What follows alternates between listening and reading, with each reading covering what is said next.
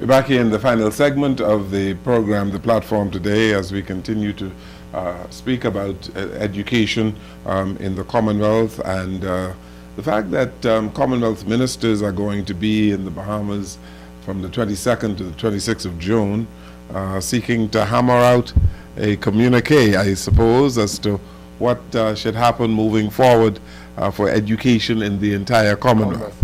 And it's a heavy agenda, Mr. Taylor? It's quite a big agenda. What I'd like to mention, though, is I don't want us to lose sight of the fact that whilst this is a ministerial meeting, and I mean the Commonwealth Secretary highlight the ministerial meeting because that's the main priority, we are happy that this meeting, as the last several meetings of the CCEM, has with it components that allow teachers to meet, youth, meaning people 18 to 29 to meet, and also other stakeholders. Toward what end?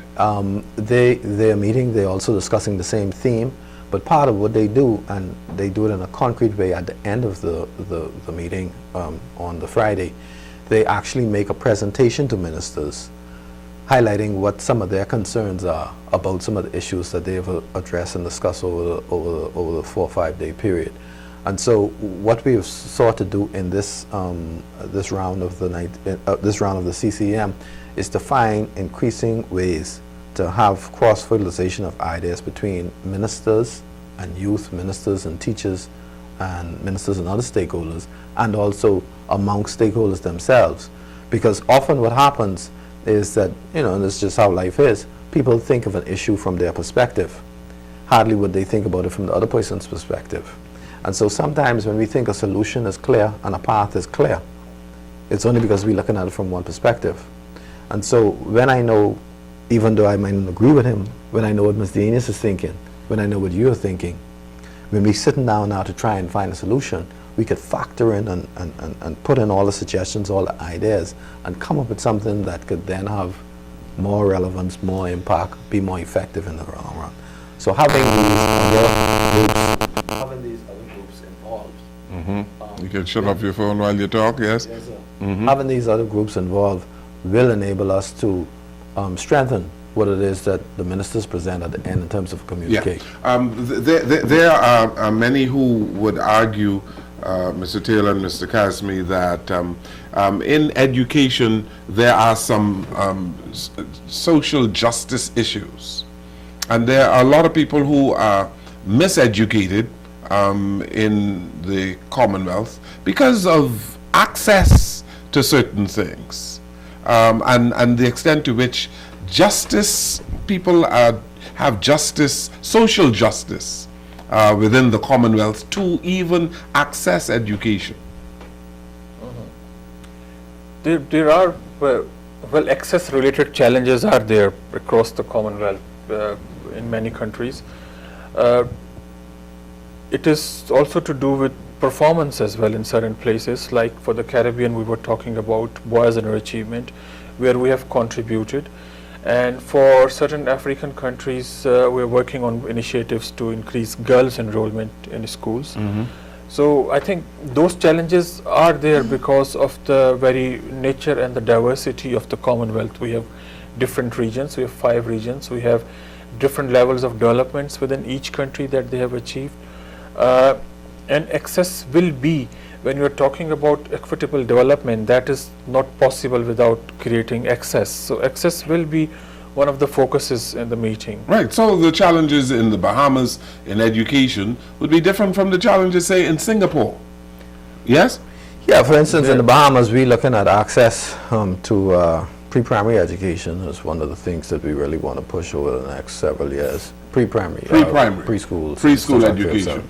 As a matter of fact, I'm a bit perplexed about the number because, you know, I thought our level of participation in pre-primary level was higher, but when I look at the census and I look at data we collect in the ministry, we only seen where 30% of our students or our children that age seem to be accessing. But the reason is obvious, Mr. Taylor. It's too expensive. Yeah, but I mean, we still have made effort over the years to try and do it as private entities as well as the state to provide pre-primary. I was just surprised that it was at 30%. Now you might have a reason not to be surprised, but 30% is pretty low.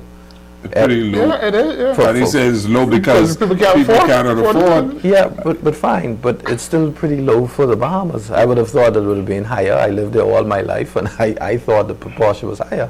Everyone I know went to preschool, and every little child I know 4 years old go to preschool, but the figure's saying 30%. So I'm surprised, that's all I am saying with that. So anyway, that's an area where we need to grow, because, you know, there's a lot of evidence to support that early participation in not just pre-primary, but pre-primary of quality sets a sound foundation, a strong foundation for a proper acquisition of the skills that people should have at the primary level. And then also on the other end, after people have completed secondary schooling, access to tertiary education is, or even higher education, further education, is a concern. Well, I understand in the Bahamas the problem is that the primary school is very strong. Yes. But when people leave the Yes, primary school yeah. and enter the secondary level, Right. that is when they have the challenges. Yes, yeah. The society has challenges with people who are in their teen years. The hormonal change. Hormonal changes like creating problems in the society. Yeah. But hormonal So how are you changes- going to deal with people at the secondary level who are falling through the cracks, who leave school miseducated as a result of these cultural influences that come to bear on them? Well, you see, in that presentation just now you switched, because you were talking about, or earlier Mr. Enes was talking about, He switch or I switch? both of you. I see. I see this as a partnership, right? Okay. So we all need to be a little more united, because Mr. Enes was saying that you have so many illiterates, right? Yeah. And then now you're saying the Yeah. problem is not primary school. They come out of primary school fine. But I don't know how hormonal changes could cause you to become illiterate if you were illiterate. But Mr. right? Taylor, So- I have seen so- application forms for grown people. Yeah, but if spell- they were who literate, spell- if who they were spell- literate in grade 6, Yeah, but if they could read and write in grade 6. No, they can read to write up to a certain standard, certain level Oh, okay. in the primary school. Okay, so But- it's not but at illiterate the- anymore. Okay. At the secondary level, they aren't able to compute and they are not literate at that level. Right. You spell And so, dog and cat and so on at the primary school level. But when you tell them to spell ingratitude, that's a difference. I might be able to spell it. Praise the Lord for spelling. No, but the point really is that some of these issues get muddled in the way. When we think about education and its delivery, we typically think about the school and what it does or what it doesn't do.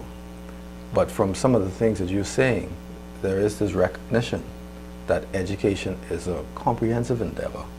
It goes beyond simply the teacher and the school. It involves the family.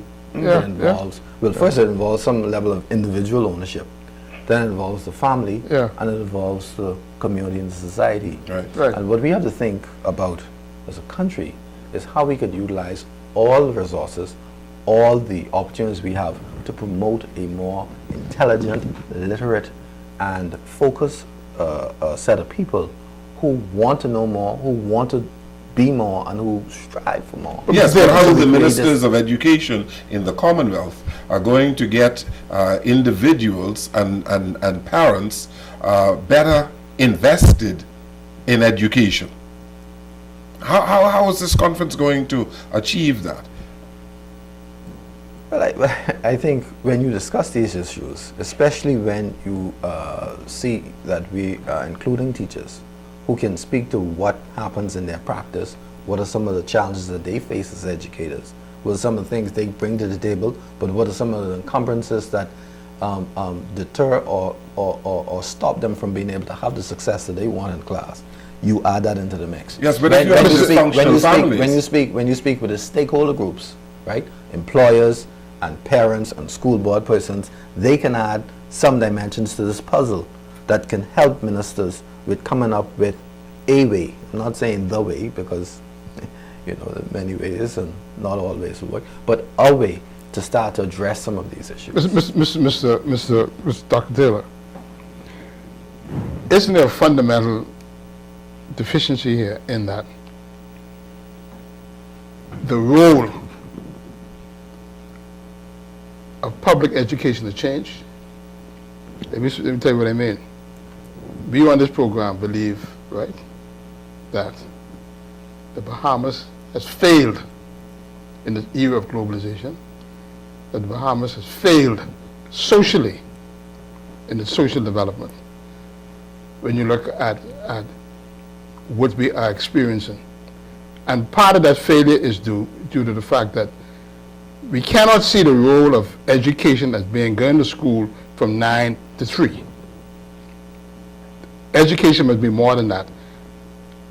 Because we live in a society where the number of single mothers are increasing, the role of education may be, and it is happening in some countries, where the educational system is responsible for feeding students, for example, 2 and 3 meals a day, because you're not getting it at home. And you can't learn if you don't get the education at home, right? Well, so these are part of the but I'm saying education. I don't think the public education system has kept abreast of the changes in this new world we live in.